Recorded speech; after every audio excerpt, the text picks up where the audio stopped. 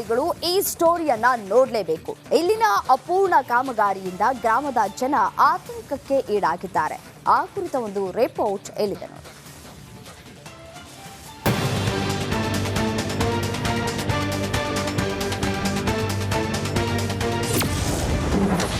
ಕೊಡಗಿನಲ್ಲಿ ಕಾಡಾನೆ ಹಾವಳಿಗೆ ರೈತರು ಹೈರಾಣ. ರೈಲ್ವೆ ಕಂಬಿ ಮುರಿದು ಒಳನುಸುಳುತ್ತಿದೆ ಗಜಪಡೆ.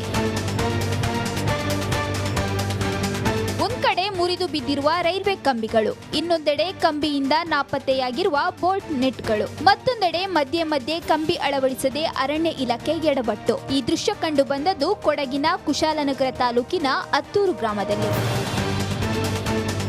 ಈ ಗ್ರಾಮದಲ್ಲಿ ಕಾಡಾನೆ ನಡೆದದ್ದೇ ದಾರಿ ಎನ್ನುವಂತಾಗಿದೆ. ಕಾಡಾನೆಗಳ ಉಪಟಳದಿಂದ ಕೆಲ ರೈತರ ತೋಟಗಳೆಲ್ಲ ಧ್ವಂಸವಾಗಿವೆ. ಅಲ್ಲದೆ ಇದಕ್ಕೆ ಅವೈಜ್ಞಾನಿಕ ಕಾಮಗಾರಿಯೇ ಕಾರಣ ಅಂತ ಸ್ಥಳೀಯರು ಅರಣ್ಯ ಇಲಾಖೆಯನ್ನ ದೂರಿದ್ದಾರೆ. ಯಾಕೆಂದ್ರೆ ಇಲ್ಲಿ ನೋಡಿ, ಒಮ್ಮೆ ನಿಮಗೆ ಕಾಣಿಸ್ತಾ ಇರ್ಬೋದು ಇಲ್ಲಿ ನಡೆದಿರೋ ರೀತಿ ಹೇಗೆ ಅಂತ. ಒಂದು ಆನೆ ಬಂದು ಇದನ್ನ ಪುಷ್ ಮಾಡಿ ಒಳಗಡೆ ನುಗ್ಗಿದೆ. ಹಿತೇಶ್ ಅವರ ತೋಟದಲ್ಲಿ ಧ್ವಂಸ ಮಾಡಿದೆ.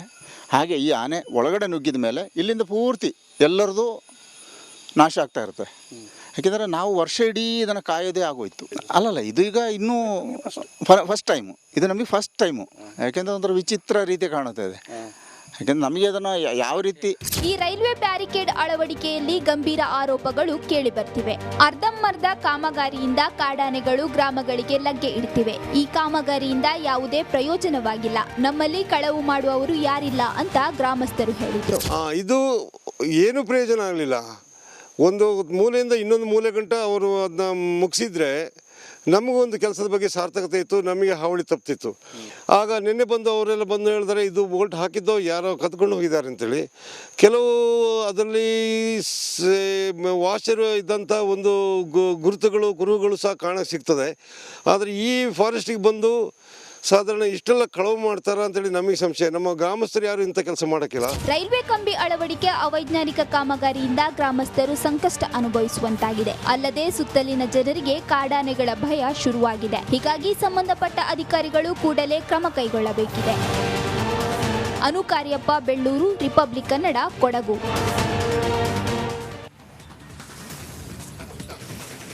ಅವರಿಬ್ರು ಬಿಜೆಪಿಯ ಹಿರಿಯ ನಾಯಕರು. ಅವರದ್ದೇ ಆದ ಘನತೆ, ಗೌರವ ಜಿಲ್ಲೆಯಲ್ಲಿ ಇದೆ. ಹೀಗಿರುವಾಗ ಆ ಇಬ್ಬರು ನಾಯಕರು ಕಳೆದೊಂದು ವಾರದಿಂದ ವಾಗ್ಯುದ್ಧಕ್ಕೆ ಇಳಿದಿದ್ದಾರೆ. ಯಾರವರು, ಯಾಕೆ ವಾಕ್ ವಾರ್ ಶುರುವಾಗಿದೆ ಅಂತೀರಾ?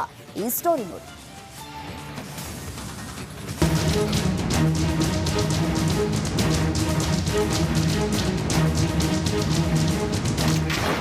ಬಿವಿವಿ ಸಂಘಕ್ಕೆ ಹಂಚಿಕೆಯಾಗಿದ್ದ ನಿವೇಶನ ರದ್ದು.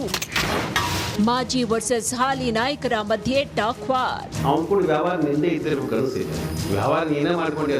ರಾಜಕೀಯಕ್ಕೆ ಅತ್ಯಂತ ಅಯೋಗ್ಯ ವ್ಯಕ್ತಿ.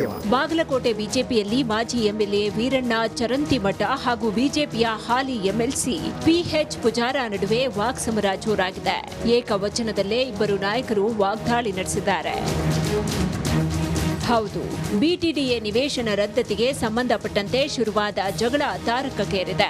ಚರಂತಿಮಠ ವಿರುದ್ಧ ಪೂಜಾರ್ ವಾಗ್ದಾಳಿ ನಡೆಸಿದ್ದಾರೆ. ಯಾವಂದೋ ಹೆಸರು ರೊಕ್ಕ ಕೊಡಕ್ಕೆ ಬಂದಿದ್ದ ನನಗೆ.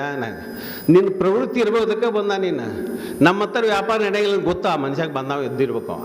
ಅವನ ಅಮ್ಮವಲ್ಲ, ನಿನ್ನ ತಲೆಯಿಂದ ಇದು ತೆಗಿಯೋದನ. ನಿನ್ನ ಮನುಷ್ಯನವ. ವ್ಯಾಪಾರ ನಿನ್ನಿಂದ ನಡೀತೈತೆ ಅಂತ ಬಂದಾನವ. ಬಡಾಯಿ ಕೊಚ್ಕೊಳಕ್ಕೆ ಹೋಗಲ್ಲ. ಏನಾಗಬೇಕಾಗಿದೆ ಸಿಕ್ಕಿರ್ಲಿಕ್ಕಿಲ್ಲ ನಿನಗೆ. ಆವಾಗ ಸುಮ್ಮ ಆರೋಪ ಮಾಡೋದು ಬಂದ್ ಮಾಡೋಣ. ಇನ್ನು ಪೂಜಾರ ಆರೋಪಕ್ಕೆ ಚರಂತಿಮಠ ತಿರುಗೇಟು ಕೊಟ್ಟಿದ್ದಾರೆ. ಬಾಗಲಕೋಟೆ ಪಟ್ಟಣ ಅಭಿವೃದ್ಧಿ ಪ್ರಾಧಿಕಾರ, ಬಸವೇಶ್ವರ ವೀರಶೈವ ವಿದ್ಯಾವರ್ಧಕ ಸಂಘ ಸೇರಿ ಹಲವರಿಗೆ ನೀಡಿದ್ದ 230 ನಿವೇಶನಗಳನ್ನ ರದ್ದು ಮಾಡಿ ಆದೇಶ ಹೊರಡಿಸಿದೆ. ಇದರಿಂದ ರೊಚ್ಚಿಗೆದ್ದಿದ್ದ ಚರಂತಿಮಠ ನೇರವಾಗಿ ನಿವೇಶನ ರದ್ದತಿ ಹಿಂದೆ ಪೂಜಾರ ಕೈವಾಡ ಇದೆ ಅಂತ ಆರೋಪಿಸಿ ಏಕವಚನದಲ್ಲೇ ಹರಿಹಾಯ್ದ್ರು. ಇವ ಹಲ್ಕ ಮತ್ತು ಅತ್ಯಂತ ರಾಜಕೀಯಕ್ಕೆ ಅತ್ಯಂತ ಅಯೋಗ್ಯ ವ್ಯಕ್ತಿ. ಇವನಿಗೇನು ನೈತಿಕ ಹಕ್ಕದ ನಾನು ಸಂಘ ಬಿಟ್ಟು ಬಾ ಅಂತ ಹೇಳಕ್ಕ? ನನ್ನ ನಡವಳಿಕೆ ತಿದ್ದುಕೋಬೇಕು ಅಂತ ಪೂಜಾರಿ ಹೇಳ. ನಿನ್ನ ನಡವಳಿಕೆ ತಿದ್ದುಕೋ ಮೊದಲ. ಬಿಟಿಡಿಎ ನಿವೇಶನ ರದ್ದತಿ ಬಳಿಕ ಶುರುವಾದ ಬಿಜೆಪಿ ನಾಯಕರ ಜಗಳ ಈಗ ತಾರಕಕ್ಕೇರಿದೆ. ಹೈಕಮಾಂಡ್ ಆಗ್ಲಿ ರಾಜ್ಯ ನಾಯಕರಾಗ್ಲಿ ಮಧ್ಯಸ್ಥಿಕೆ ವಹಿಸಿ ವಾತಾವರಣ ತಿಳಿಗೊಳಿಸುವ ಅಗತ್ಯತೆ ಇದೆ. ಸಂಭ್ರಮ ಮನೆ ಮಾಡಿದೆ. ಆದರೆ ಮಾರ್ಕೆಟ್ಗೆ ಹೂವು ಹಣ್ಣು ಖರೀದಿಗೆ ಹೋದವರಿಗೆ ದುಬಾರಿ ಬೆಲೆಯ ಬಿಸಿ ತಟ್ಟಿದೆ. ಆ ಕುರಿತು ಒಂದು ರಿಪೋರ್ಟ್ ಇಲ್ಲಿದೆ.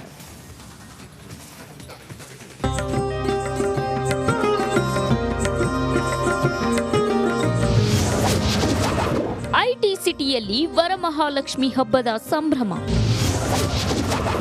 ಗಗನಕ್ಕೇರಿದ ಹೂವು ಹಣ್ಣಿನ ದರ.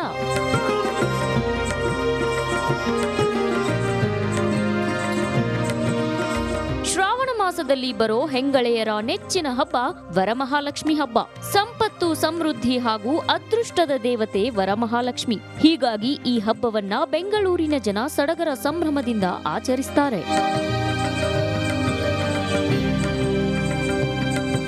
ವರಮಹಾಲಕ್ಷ್ಮಿ ಹಬ್ಬಕ್ಕೆ ಬೇಕಾದ ವಸ್ತುಗಳನ್ನ ಖರೀದಿ ಮಾಡಲು ಮಾರ್ಕೆಟ್ಗೆ ಬಂದ ಜನರು ಹೂವು ಹಣ್ಣಿನ ದರ ಕೇಳಿ ಶಾಕ್ ಆದ್ರು. ಹಾಗಾದ್ರೆ ಹೂವು ಹಣ್ಣಿನ ದರ ಎಷ್ಟು ಅಂತ ನೋಡೋದಾದ್ರೆ,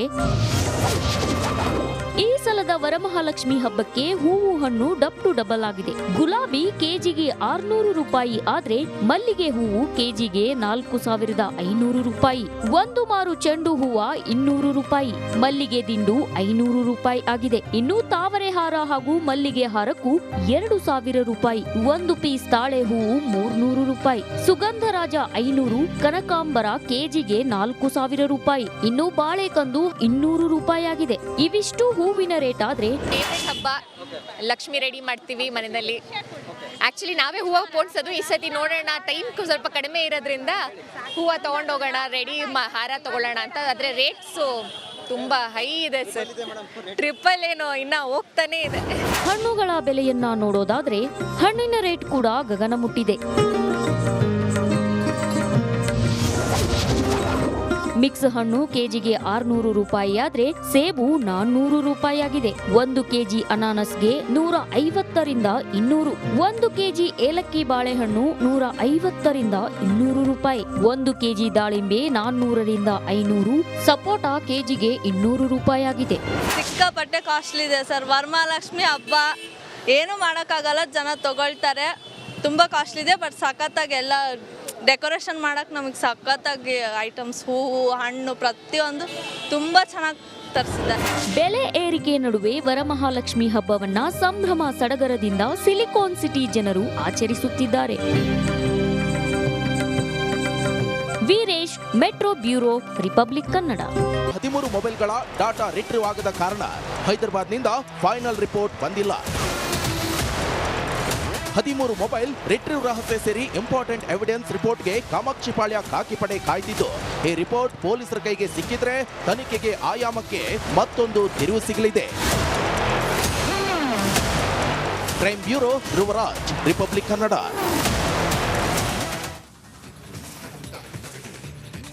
ದರ್ಶನ್ ಬಗ್ಗೆ ನಿಮ್ಗೆಲ್ಲ ಗೊತ್ತೇ ಇದೆ. ಡೆವಿಲ್ ಪರ್ಸನಲ್ ಲೈಫ್ ಬಗ್ಗೆನೂ ನಿಮ್ಗೆಲ್ಲ